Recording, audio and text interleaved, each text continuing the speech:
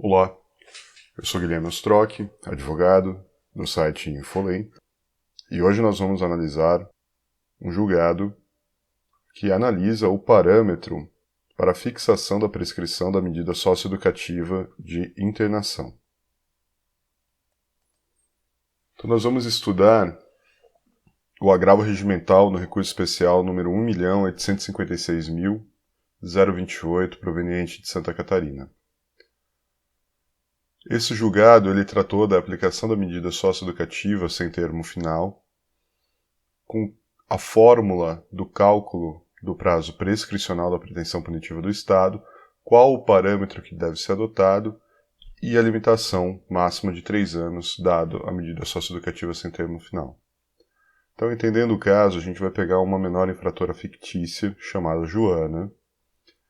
A Joana, ela nasceu em dezembro de 1999 e no início de 2016, tendo portanto 16 anos, praticou ato infracional análogo ao furto, sendo aplicada a medida socioeducativa de internação pelo prazo máximo de 3 anos. Essa sentença foi publicada apenas em outubro de 2018, ou seja, mais de 2 anos após o cometimento do ato infracional. Dado o tempo de tramitação do processo e tendo sido julgada a apelação somente em 30 de junho de 2019, quando esta já contava com 20 anos de idade, o máximo de pena que esta poderia cumprir seria de 1 ano e 4 meses. Sendo assim, o TJ de Santa Catarina entendeu que o tempo máximo de cumprimento de pena seria superior a 1 e inferior a 2 anos. Nessas condições, a hipótese de prescrição é regrada pelo artigo 109, inciso 5, combinado com o artigo 115 do Código Penal. Reduziria, então, a prescrição a 2 anos. Então, do Código Penal, a prescrição antes de transitada em julgado a sentença, ela é dada pelo artigo 109. A prescrição antes de transitar em julgado a sentença final, salvo o disposto no parágrafo 1º do artigo 110 deste Código, regula-se pelo máximo da pena privativa de liberdade cominada ao crime, verificando se, inciso 4, em 4 anos, se o máximo da pena é igual a 1 ano ou, sendo superior, não exceda a 2 anos. E aí vem a redução dos prazos de prescrição. Artigo 115. São reduzidos de metade os prazos de prescrição quando o criminoso era, ao tempo do crime, menor de 21 anos ou na data da sentença maior de 70 anos. Assim, verificando que entre a data da admissão da representação e a publicação da sentença passaram-se mais de 2 anos, entendeu que estaria prescrita a punibilidade.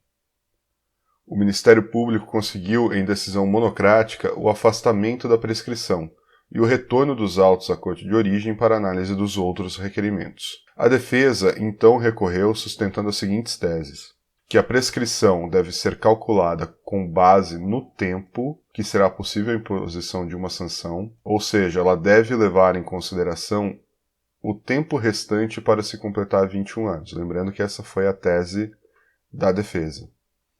E, por fim, a violação do princípio da colegialidade, porque a decisão monocrática em recurso especial, o que, em tese, violaria o princípio da colegialidade.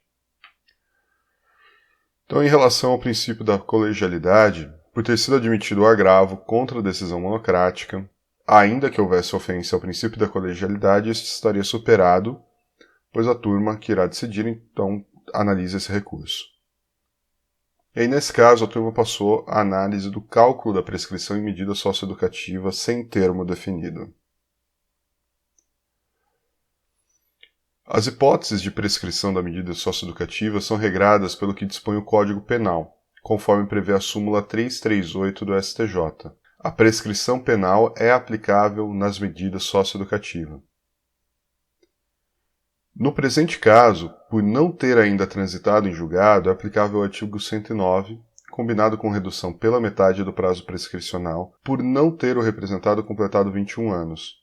O STJ entendeu que, por não ter sido fixado um termo determinado para o cumprimento de pena, mas deixado em aberto por 3 anos no limite, que o ECA permite, para calcular a prescrição deve ser considerado o prazo máximo de duração da medida e não aquele que efetivamente poderia a menor infratora cumprir até completar 21 anos.